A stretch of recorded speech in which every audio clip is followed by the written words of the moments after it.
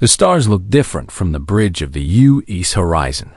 Captain Jake Morrison stood at the main window, watching the bright dots of light that filled the black space around them. His ship was the first human vessel to travel this far from Earth. They had been exploring for 3 months now, mapping new worlds that might become homes for humans someday. "Captain, we're getting strange readings on the long-range sensors," called out Lieutenant Ben Parker from his station. His voice carried a note of worry that made Jake turn around quickly. Jake walked over to look at the screen. The numbers and lines meant nothing to him. But Ben had been working with these machines for years. "What kind of strange?" Jake asked. "Something big is coming our way, really big. And it's moving fast." Ben's fingers danced over the controls, trying to get a clearer picture. "I've never seen anything like this before." Dr. Lisa Chun looked up from her research station.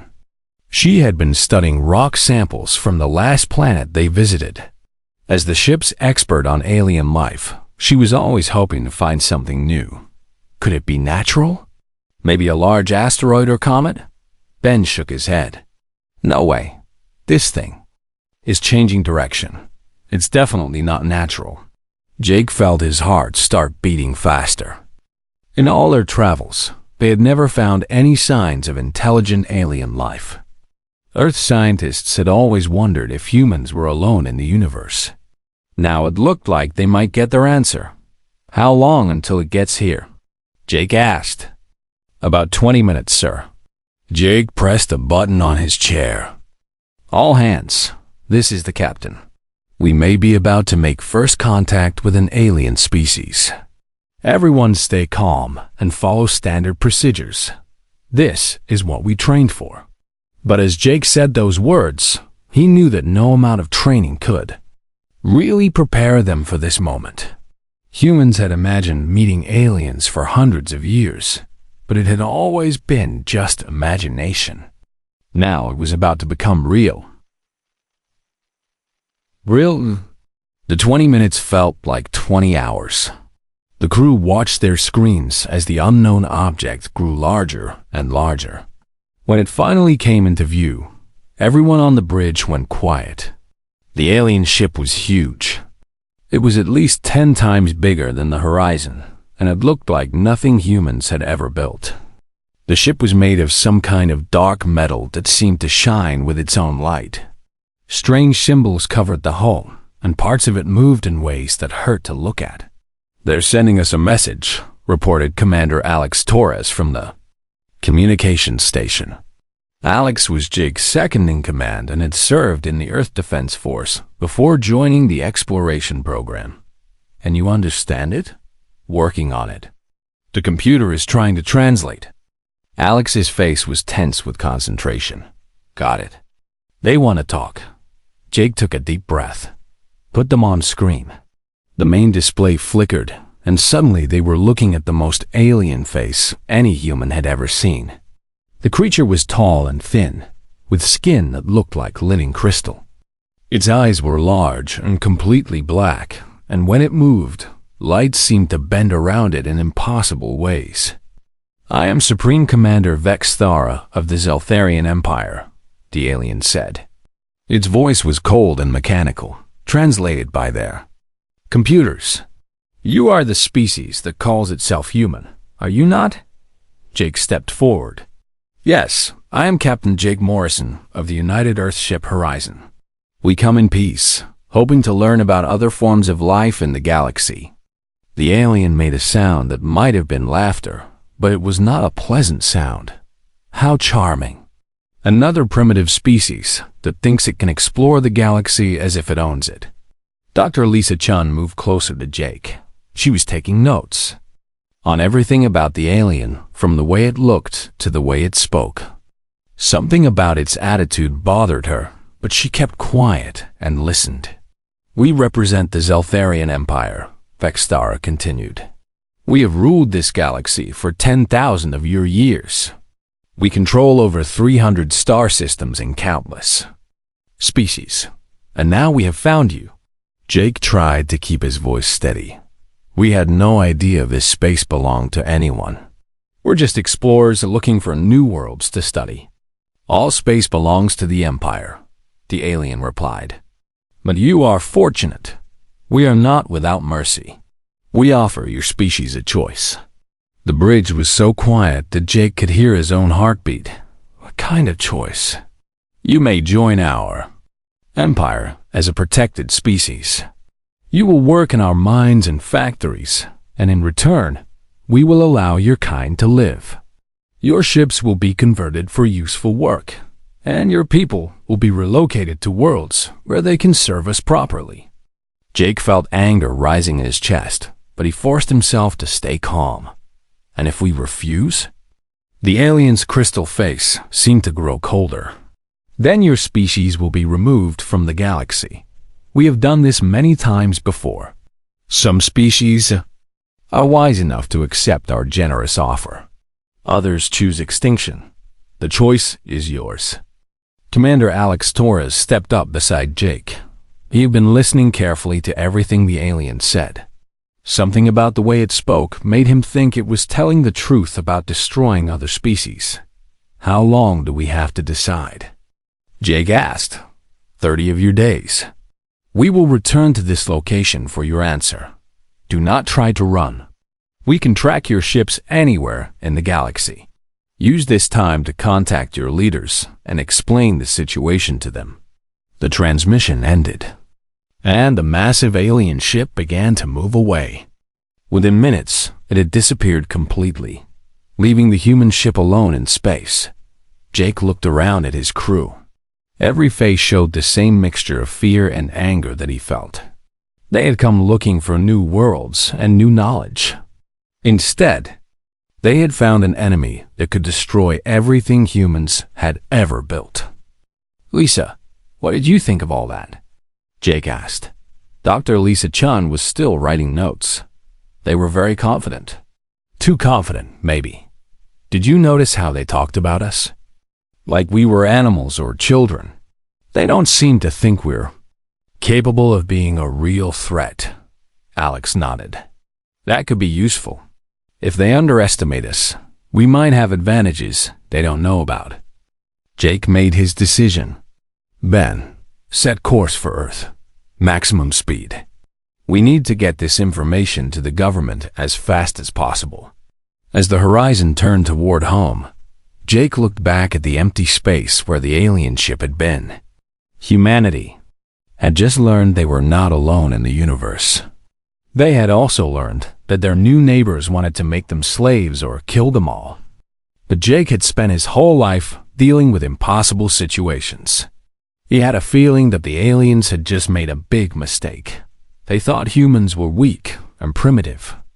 Jake hoped they would keep thinking that right up until the moment they realized how wrong they were. The UES Horizon reached Earth in record time. Captain Jake Morrison had pushed the engines harder than ever before, knowing that every hour could mean the difference between life and death for the human race. As soon as they entered Earth space, emergency signals flooded their communication system. President Maria Santos was waiting in the Global Defense Council chambers when Jake arrived. The room was filled with the most important people on Earth. Scientists, military leaders, and government officials from every nation sat around a massive table, all looking worried and scared. Captain Morrison, tell us everything, President Santos said as Jake took his seat. Jake explained about meeting the aliens and their terrible choice. He played the recording of Supreme Commander Vex Thuras' message. When it finished, the room was completely silent for several long moments. Dr. Kevin Walsh from MIT was the first to speak. Did they give us any technical information? Anything we can use to understand their capabilities? Our computers recorded everything, Jake replied. Dr. Chun has been studying the data for the entire trip back. Dr. Lisa Chun stood up. She looked tired but determined. I've learned several important things. First, they're very old as a species. They mention ruling for 10,000 years. Second, they're extremely confident. They talk to us like we or children, or pets. Third, their technology is definitely more advanced than ours, but it might not be as different as we think. General Paul Davis leaned forward. What do you mean by that? Their ship used energy patterns similar to our own fusion reactors, just much more powerful. Their communication system worked on frequencies we understand. They're advanced, but they're not using completely alien physics. Dr. Amy Rodriguez from the European Space Agency had been taking notes. Could we fight them? Not in a direct battle, General Davis answered honestly. One of their ships could probably destroy our entire fleet. But maybe we don't need to. Fight them directly. President Santos looked around the table. What are you thinking, General? I'm thinking about something my grandfather used to tell me about World War II. He said that sometimes the best way to beat a stronger enemy is to make them think you're not worth worrying about. Dr. Susan Blake, the government's top expert on psychology, nodded slowly. The aliens clearly think we're primitive. What if we played into that? What if we made them think we're even more helpless than they believe? Engineer Tony Mitchell had been quiet until now. He worked for the space program, designing new ships and weapons. Are you suggesting we pretend to surrender? Not exactly, General Davis said. I'm suggesting we accept their offer, but not the way they expect. We become their workers, but we also become their students.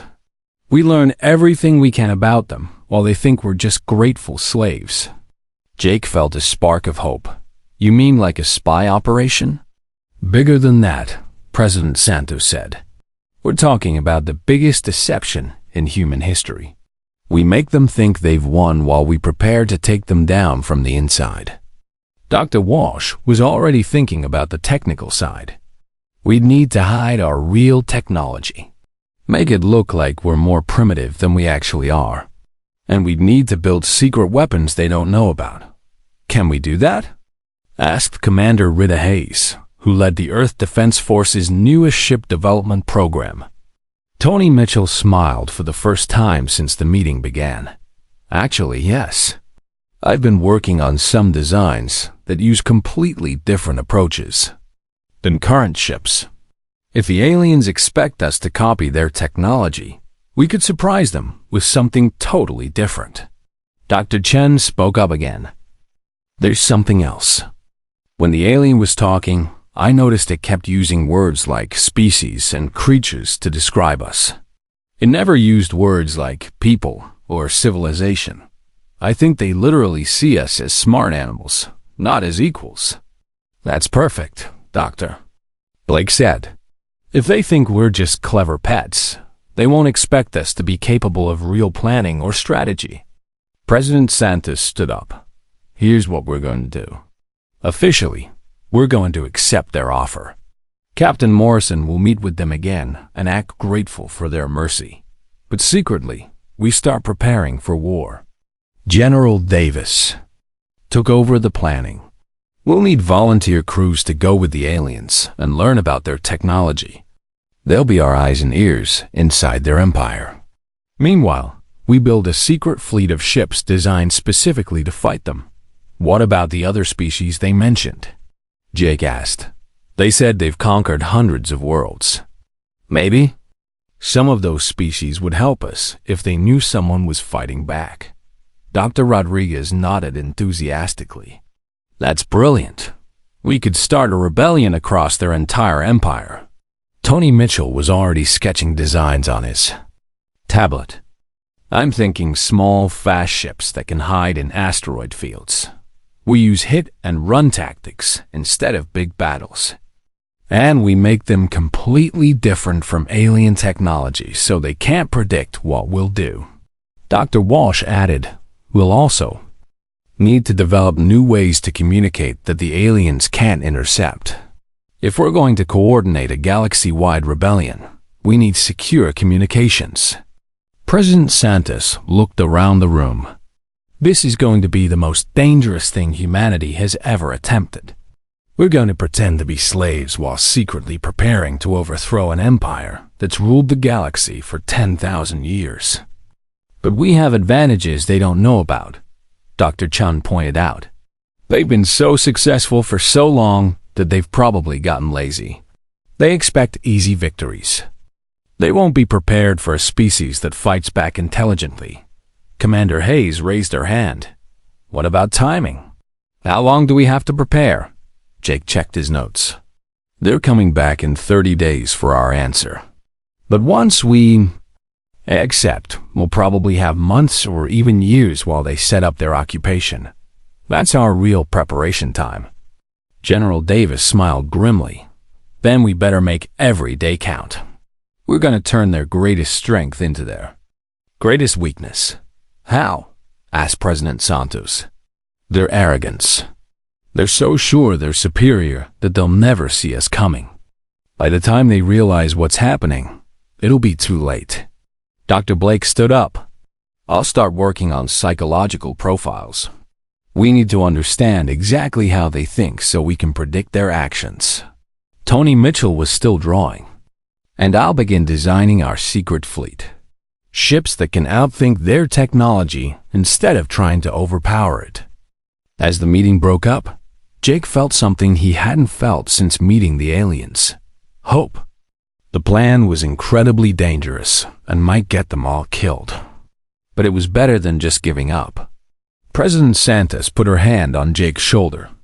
Captain, in 30 days you're going to have to look that alien in the eye and convince him that humanity is grateful to be his slaves. Think you can do it? Jake smiled. Ma'am, I'm going to give the performance of my life. That alien is going to think we're the most pathetic species he's ever conquered. Good, because the survival of humanity depends on it. As Jake left the building, he looked up at the stars.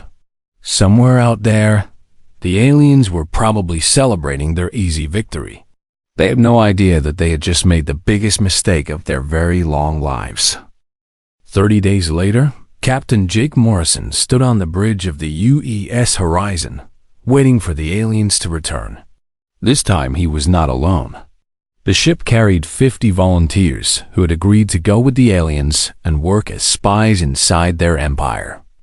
Each person knew they might never see Earth again. Dr. Lisa Chen was among the volunteers. She had spent the last month learning everything possible about alien behavior and technology. Hidden in her personal belongings were tiny recording devices. That looked like ordinary medical equipment. Lieutenant Ben Parker was also going. As an engineer, he would be valuable to the aliens for maintaining their ships and stations. What they did not know was that Ben had memorized the designs for dozens of human weapons and communication devices. When the massive alien ship appeared, Jake took a deep breath. Everything depended on the next few hours. If the aliens suspected that humans were planning anything, the war would start immediately, and humanity would lose. Supreme Commander Vexthara appeared on the main screen again. His crystal face showed no emotion as he spoke. Have your leaders made their decision? Captain Morrison? Jake tried to look nervous and grateful at the same time. Yes, Commander.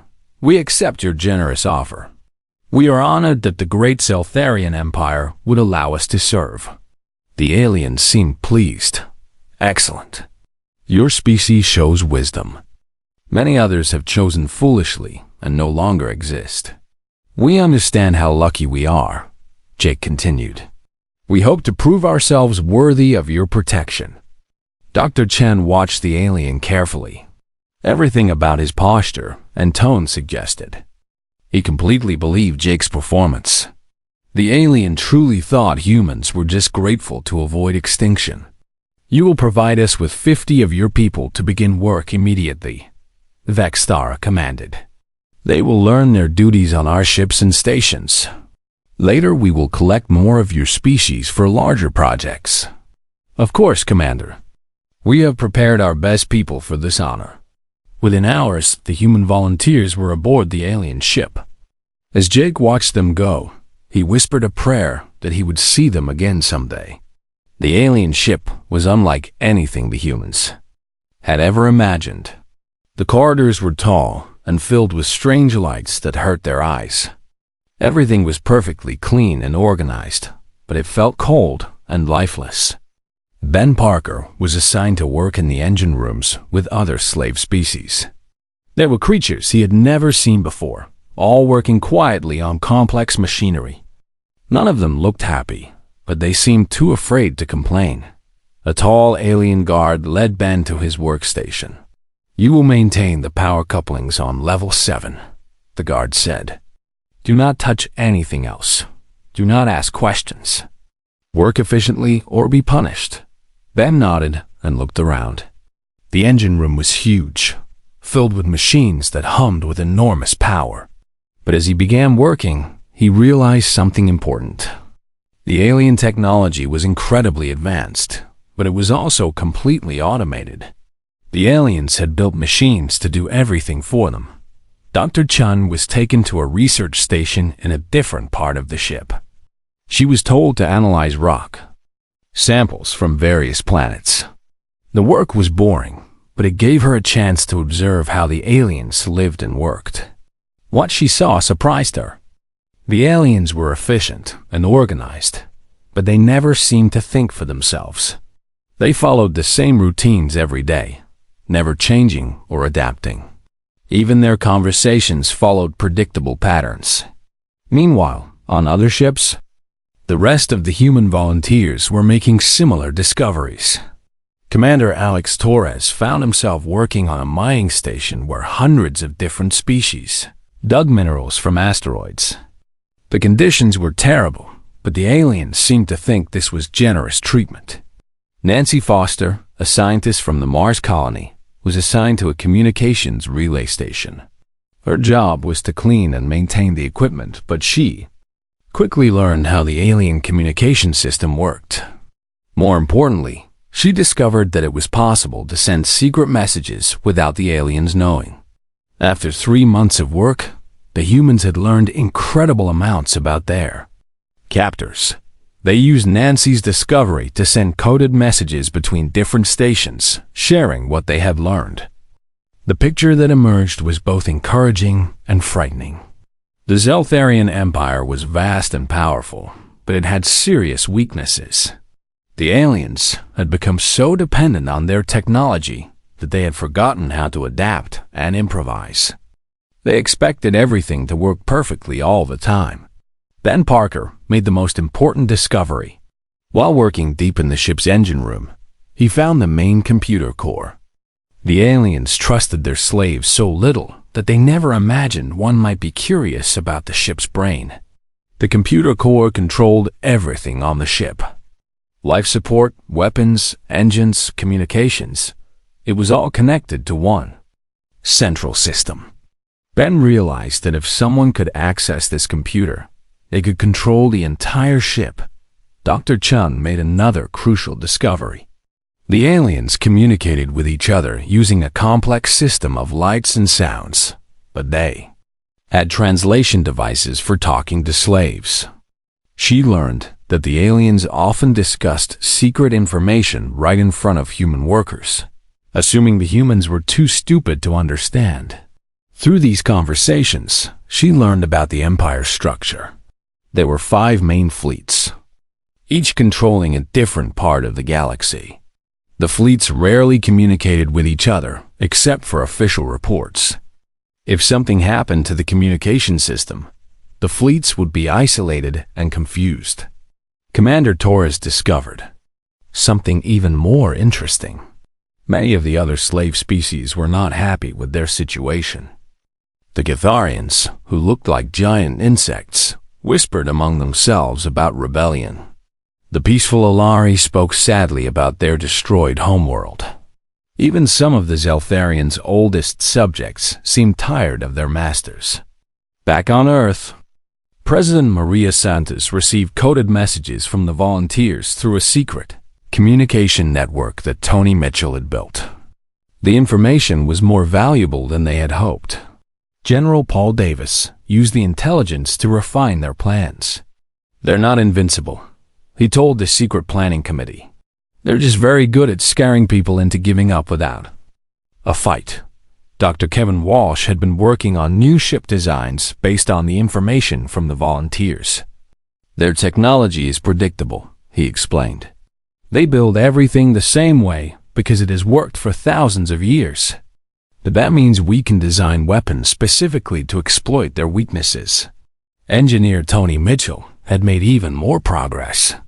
Using the data about alien computer systems, he had developed a virus that could spread through their networks and shut down entire fleets. The best part is that they'll never see it coming, he said. They think their systems are too advanced for primitive species to understand.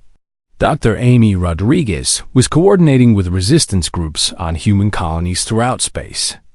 Hidden weapons and supplies were being stockpiled on dozens of worlds. When the time came, humans everywhere would be ready to fight. After 6 months of apparent slavery, the human spy network had grown to include contacts on over 40 alien ships and stations. They had detailed maps of the Empire's structure, lists of potential allies among other species, and plans for striking at the aliens' most vulnerable points. The volunteers had paid a terrible price for this information. They lived in terrible conditions, were treated like animals, and faced constant danger. But they had accomplished something amazing. They had learned everything humans needed to know to destroy an empire that had ruled the galaxy for 10,000 years. Dr. Chen sent one final coded message to Earth. The giants have feet of clay, ready to begin the dance. President Santos read the message and smiled. It was time to show the Zeltharian Empire what happened when they underestimated humanity. The rebellion began on a Tuesday morning, Earth time. Dr. Amy Rodriguez sat in the hidden command center on asteroid Charlie 7, watching dozens of screens that showed human agents throughout the galaxy. She took a deep breath and pressed the red button that would change everything. Operation Freedom begins now, she said into her microphone. Across 47 star systems, humans who had been pretending to be helpless slaves suddenly became the most dangerous enemies the Zeltharian Empire had ever faced. Lieutenant Ben Parker was in the engine room of the alien flagship when he received the signal. He had been waiting for this moment for 8 months. Without hesitation, he pulled out a small device that looked like a broken piece of equipment and plugged it into the main computer core. The virus that engineer Tony Mitchell had created spread through the ship systems like wildfire. Within minutes, the lights began flickering. The engines started making strange noises, and the communication system went completely dead. "What is happening?" demanded the alien supervisor, his crystal face showing panic for the first time Ben had ever seen. "I don't know, sir," Ben replied, trying to look confused and worried. "All the systems are failing at once."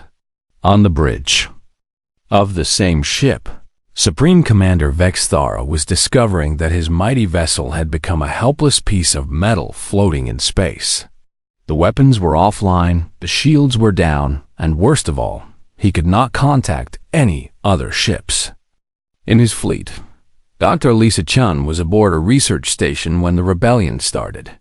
She had been cleaning equipment when suddenly every alien guard in the facility collapsed. The air filtration system had been modified to release a sleeping gas that only affected the crystalline aliens. Human volunteers had been secretly taking immunity shots for weeks. "Time to go home," Chun said to the other human prisoners. She led them to the shuttle bay, where they found ships ready to take them back to human space. But the humans were not just escaping. They were fighting back in ways the aliens had never imagined. Captain Jake Morrison led a fleet of the new human warships that had been built in secret. These ships were nothing like the massive alien vessels. They were small, fast, and designed to work together like a pack of wolves hunting a giant beast. The first major battle took place near the Zeltharian supply depot at Rigel Station. The alien commander expected a traditional space battle with big ships firing at each other until one side was destroyed. Instead, he found himself facing an enemy that appeared and disappeared like ghosts. Jake's ships used hit-and-run tactics, striking quickly at weak points and vanishing before the aliens could respond. They attacked the station's power generators, communication arrays, and weapon systems. Within 2 hours, the mighty Rigel station was floating helplessly in space. Commander Alex Torres was leading a different kind of attack. His team had spent months making contact with other slave species throughout the Empire. When the rebellion began, they were ready with weapons and plans. The Gatharians, who looked like giant insects, turned out to be fierce fighters when given the chance. They had been waiting for someone to start a rebellion for centuries. The moment they saw humans fighting back, they joined the battle with enthusiasm. The peaceful Alari surprised everyone by being excellent at sabotage. Their small size and quiet nature made them perfect for sneaking into alien facilities and destroying important equipment. Even some of the Zeltharians themselves joined the rebellion. These were younger aliens who had grown tired of their empire's cruel ways. They provided crucial information about their own military's plans and weaknesses. Nancy Foster was coordinating the communication warfare from a hidden base on the moon Europa. The virus that Tony Mitchell had created was spreading through the alien networks faster than they could stop it. Entire fleets were losing contact with their commanders. "The Third Fleet is completely offline," she reported to the command center. "The Fifth Fleet is trying to reset their systems, but our virus keeps coming back." The aliens tried to fight back, but they faced a problem they had never encountered before. For 10,000 years, they had conquered species that fought the same way they did, with big ships and powerful weapons in direct battles. Humans fought completely differently. General Paul Davis had studied every military defeat in human history to learn what not to do. His strategy was simple: never fight the aliens where they were strong, always attack where they were weak, and never give them a chance to use their superior technology effectively. Human ships attacked supply lines instead of battle fleets. They destroyed communication stations instead of trying to capture planets. They spread confusion and fear instead of trying to win territory. The psychological warfare was just as effective as the physical attacks.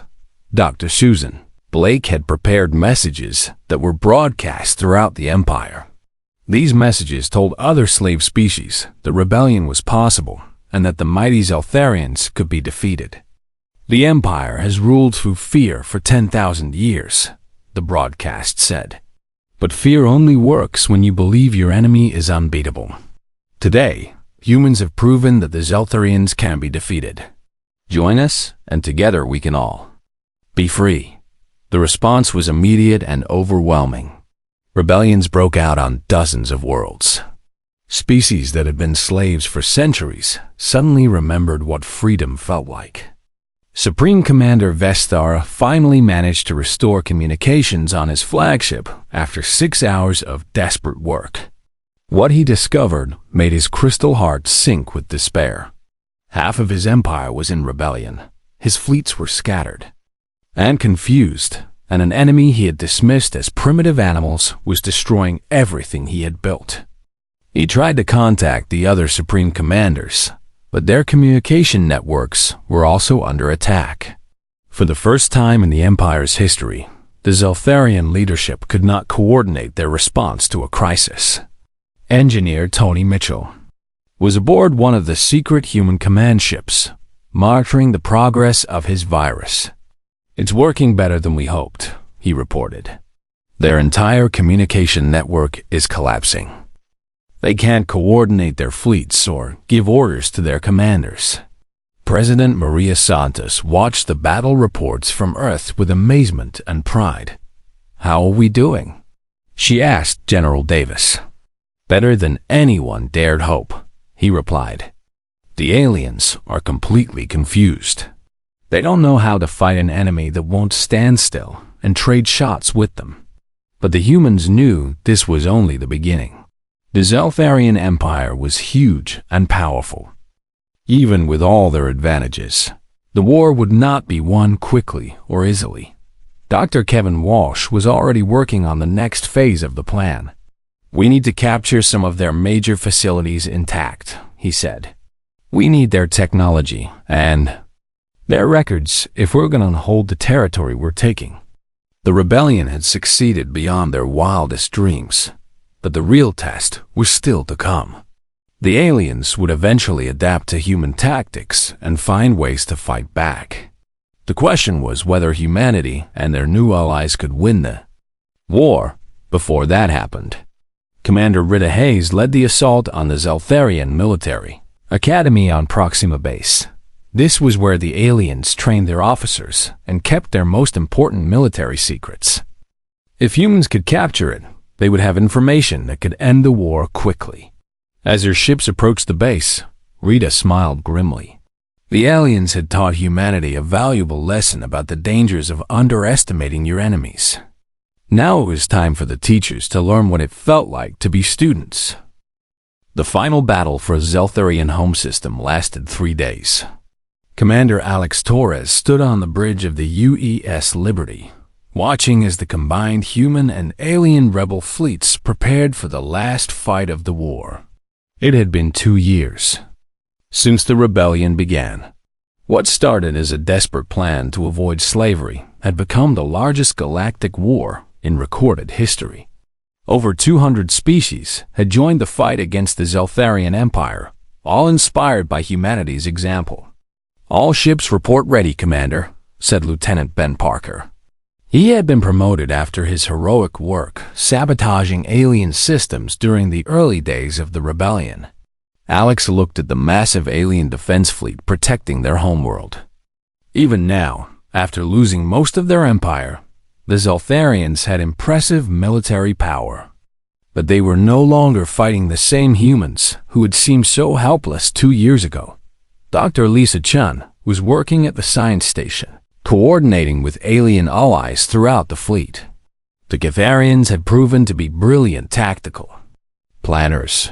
The Alari were masters of electronic warfare. Even former Zeltharian officers were helping to plan the attack on their own homeworld. "The Gatharian strike force is in position," Chun reported. "The Alari have confirmed that the planetary defense computers are infected with our virus. And the Zeltharian rebels are ready to broadcast surrender demands." Alex nodded. This would not be a battle of destruction. Humanity had learned that conquering through fear only created more enemies. Instead, they planned to win through superior strategy and then offer their enemies a chance to join the new order they were building. Captain Jake Morrison was aboard another ship, leading the diplomatic mission. His job was to convince the Zeltharian leadership to surrender before the battle became too bloody. After everything he had been through, Jake still hoped to avoid unnecessary killing. The attack began with Dr. Kevin Walsh's latest invention, a communication device that could reach every ship and every planet in the system at the same time. Instead of weapons, the first strike was a message. "People of the Zeltharian Empire," Jake's voice echoed throughout the system. "This is Captain Jake Morrison of the Galactic Federation. We have not come to destroy you. We have come to offer you freedom." Supreme Commander Vex Thara, still commanding the defense fleet from his flagship, listened to the message with growing anger. "Impossible," he said to his officers. "These primitive creatures cannot have defeated our empire." But the evidence was all around him. His once mighty fleet was outnumbered 3-1. His empire had crumbled as species after species chose freedom over slavery. And the humans who had once begged for mercy were now offering him terms for surrender. The battle began when the Zeltharian fleet fired the first shots. They still believed that superior firepower could win the day. They were wrong. Engineer Tony Mitchell watched from the command ship as his final virus spread through the enemy fleet. This one was different from the others. Instead of just shutting down systems, it gave control of alien ships to their human operators. Zeltharian Ship destroyer is now under our control, reported Nancy Foster from the cyber warfare station. So is the heavy cruiser dominance. The crew cannot override our commands. One by one, alien ships found themselves turning their weapons on their own fleet. The Zeltharians had built their ships to be perfectly obedient to computer commands. They had never imagined that someone else might give those commands. Commander Rita Hayes led the boarding parties that captured alien ships whose crews surrendered, rather than fight their own vessels. Many of the younger Zeltharians were ready to give up. They had grown tired of the endless wars and brutal treatment of other species. The aliens on this ship want to talk, Rita reported. They're offering to help us contact other commanders who might be willing to surrender. President Maria Santos watched the battle from Earth, surrounded by leaders from dozens of species. The rebellion had grown into something much larger than anyone had imagined.